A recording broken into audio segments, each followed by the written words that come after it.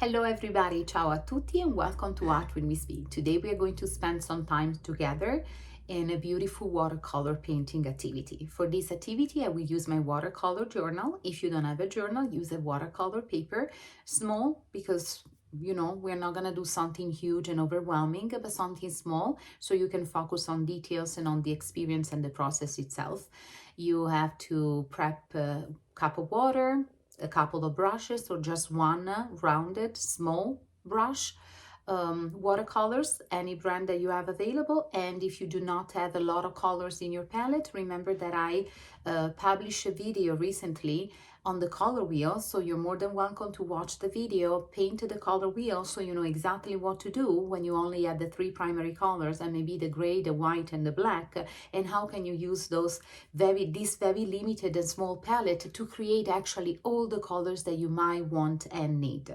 So make sure that if you're not familiar with color blending and if you do not have a ton of colors available, go back and practice with that video or watch the video at least so you can better understand and be more prepared when we do watercolor painting classes. That is a sort of a propedeutic exercise that I suggest all of you to do it before keep doing with me or by yourself other painting and watercolor practices.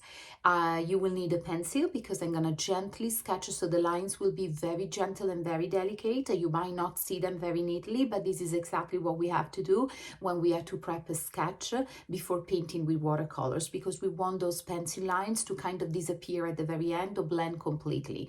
I'm not gonna do it this time, the black outlines with my ink, which I usually do and I love, but I feel that with this type of practice that is about flowers, I prefer it to keep it like a little more blended and soft, so no outline or extra texture.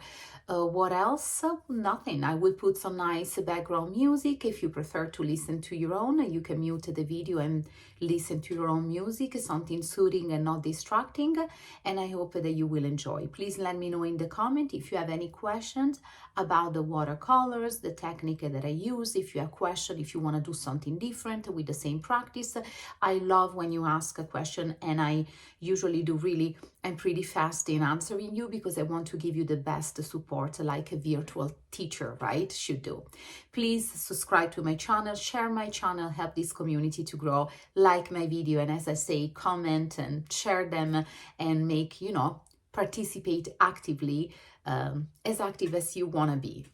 I'm gonna switch the camera so we can start, and I see you very soon with more beautiful practices.